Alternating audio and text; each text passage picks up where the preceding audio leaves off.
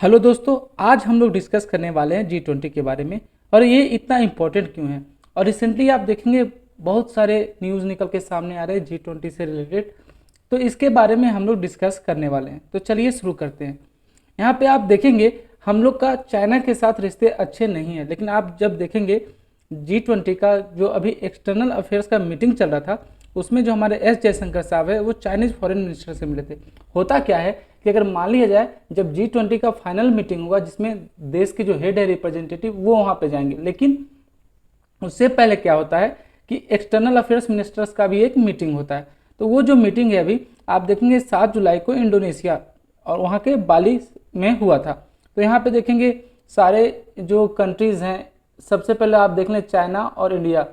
तो हम दोनों के बीच में रिश्ते उतने अच्छे नहीं हैं, पर यहाँ पे देखेंगे दोनों मिनिस्टर्स आपस में मिले, यहाँ पे डिस्कस बॉर्डर इशूज़ हुआ। हालांकि चाइना का नीति राय इससे कुछ वैसा होने वाला है नहीं, फिर भी यहाँ पे डिस्कशन हुआ।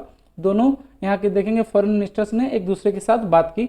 और ऐसे ही देखेंगे G20 का मेन मीटिंग तो होता ही है, जो सारे मेंबर कंट्रीज है वो अलग अलग से साइड में भी एक दूसरे के साथ बायलैटरल्स मीटिंग करती है। यहाँ पे जैसा कि आपको पता होगा इस बार का G20 समिट जो है ये हो कहाँ रहा है, बाली इंडोनेशिया में। आपको नवंबर में G20 का समिट देखेगा, जहाँ पे आप देखेंगे हमारे प्राइम मिनिस्टर हो गए, फिर रसिया से प्रेसिडेंट हो गए, यूएस हो गया, यूके हो गया, जितने भी मेंबर कंट्रीज हैं उनके हेड आपको वहाँ बाली इंडोनेशिया में आपको दिख जाएंगे। लेकिन उससे पहले अभी ये गैदर हुआ था एक्सटर्नल अफेयर्स मिनिस्टर्स का।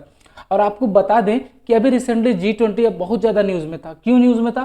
क्योंकि G20 जो अगला ईयर होने वाला है इसका मेजबानी करेगा भारत। और भारत ने ये क्लियर कर दिया अभी कि हम जो है, पहले तो भारत ने बोला कि पहला जो मीटिंग हम लोग करने वाले हैं, एक मीटिंग हम कश्मीर में भी रखेंगे, जिसको लेके पाकिस्तान और चाइना ने आपत्ति जताई। हालांकि पाकिस्तान G20 का मेंबर नहीं है, लेकिन फिर भी उसने आपत्ति जताई। क्यों जताई ये मुझे नहीं पता, वो क्या इससे कर लेंगे, लेकिन उन्होंने बोला कि हम अपने जो फ्रेंडली कंट्रीज है उनसे रिक्वेस्ट करेंगे कि G20 को बाइकआउट करें, क्योंकि इंडिया एक उनके हिसाब से डिस्प्यूटेड टेरिटरी में ये मीटिंग करवा रहा है। तो देखेंगे चाइना ने बोला कि ठीक है हम, आप देखेंगे ऐसा तो उन्होंने नहीं बोला चाइना ने कि हम अटेंड नहीं करेंगे, लेकिन उन्होंने बोला कि हाँ ऐसा नहीं करना चाहिए। लेकिन फिर देखेंगे भारत ने और भी बोल्ड स्टेप लेते हुए ये बोल दिया कि हम लद्दाख में भी मीटिंग कराएंगे, हम पूरे भारत में अलग अलग जगहों पे G20 का मीटिंग करवाएंगे। देखिए G20 का फाइनल समिट तो होता है, लेकिन उससे पहले अलग अलग जगह इसकी मीटिंग्स होती है। तो यहाँ मीटिंग का ही बात यहाँ पे हो रहा है। तो ये G20 का समिट अभी बाली इंडोनेशिया में इस साल होने वाला है, और अगले साल कहाँ होगा आपको भारत में दिखेगा। अब हम लोग समझते हैं G20 होता क्या है। देखिए 1999 में फॉर्म हुआ था, जब फाइनेंशियल क्राइसिस आ गया था ईस्ट एशिया और साउथ ईस्ट एशिया में। इसमें क्या हुआ था कि जितने भी डेवलपिंग कंट्रीज है वो लोग एक साथ इकट्ठा आए। वो लोग एक आइडिया दिया गया कि एक साथ डेवलपिंग कंट्रीज इकट्ठा आते हैं, हम लोग फाइनेंशियल स्टेबिलिटी कैसे लाया जाए इस पर डिस्कशन करेंगे। तो यहाँ मेन लक्ष्य था इसका कि जितने भी डेवलपिंग कंट्रीज है एक साथ आएंगे और यहाँ पे एक ग्लोबल आप देखेंगे स्टेबिलिटी लाने की कोशिश करेंगे। आपको ये डाटा ही जो अभी मैं आपको बताने वाला हूँ इससे जान के समझ में आएगा कि G20 कितना मायने रखता है पूरे वर्ल्ड के लिए। यहाँ पे देखेंगे 60% ऑफ द वर्ल्ड्स पॉपुलेशन आपको G20 कंट्रीज में दिख जाएंगे, 80% ऑफ ग्लोबल GDP आपको G20 में दिख जाएंगे, और 75% ऑफ ग्लोबल ट्रेड ये भी आपको ये जो G20 मेंबर्स हैं इन्हीं कंट्री में आपको देखने को मिलेगा। तो देखा जाए तो G20 अपने आप में एक ह्यूमंगस आप देखेंगे यहाँ पे कंट्रीज का एक संगठन है, जहाँ पे सारे डेवलपिंग कंट्रीज आपको और डेवलप्ड कंट्रीज आपको यहाँ पे दिख जाएंगे। अब हम लोग समझते हैं कि इसके मेंबर्स कौन कौन से हैं। जैसा कि आपको पता होगा कि इसके मेंबर्स जो हैं वो, आप कोई भी कंट्रीज आप देखेंगे, कोई भी समिट देखेंगे तो पहले तो एक फिक्स मेंबर होते हैं और साथ में कोई गेस्ट मेंबर को हमेशा बुलाया जाता है। तो यहाँ पे आप देखेंगे परमानेंट गेस्ट मेंबर एक स्पेन को हमेशा इन्वाइट किया जाता है। और ऐसे प्रोमिनेंट मेंबर कौन कौन से होंगे, तो Australia, Brazil, China, France, Germany, India, Japan, Republic of Korea, Russia, Saudi Arabia, South Africa, Turkey, US, UK और यूरोपियन यूनियन आपके मेंबर इसको दिखेंगे।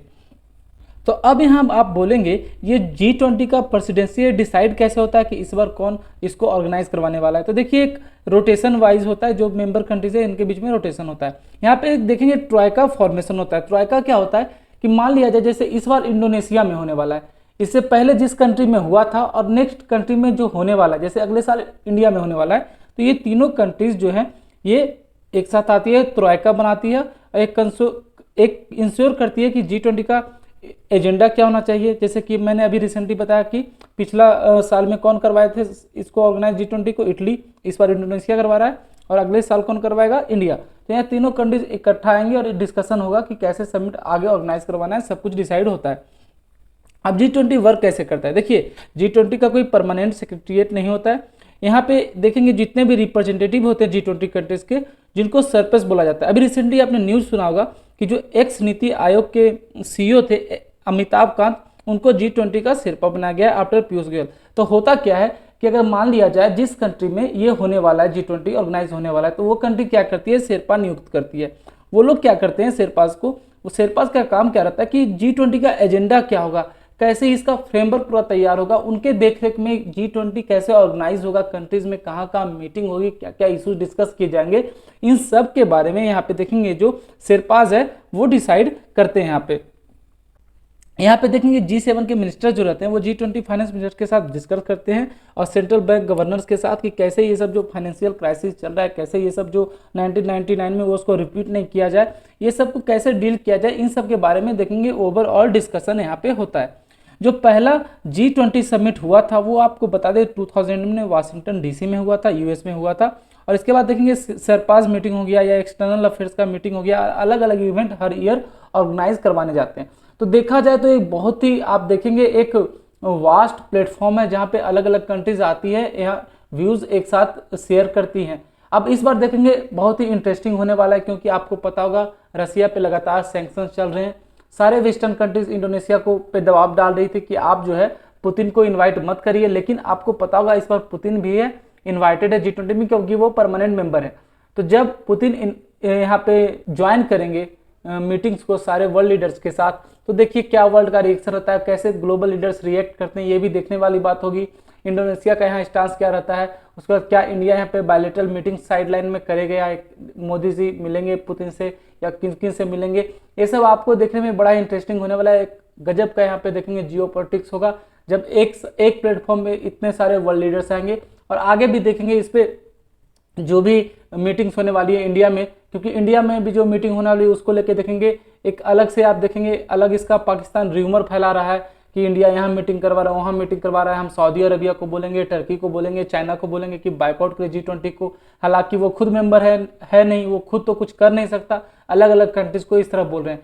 तो आने वाले समय में देखेंगे बहुत सारे आपको डायरेक्शन अलग अलग तरह से आप देखेंगे G20 मीटिंग जो इंडिया में होने वाला है, इस पर भी आपको अलग अलग न्यूज निकल के सामने आएगी। और फर्दर इससे रिलेटेड कोई आप देखेंगे डेवलपमेंट होगा तो मैं वीडियो लेके आऊँगा। तब तक पढ़ते रहिए। जय हिंद।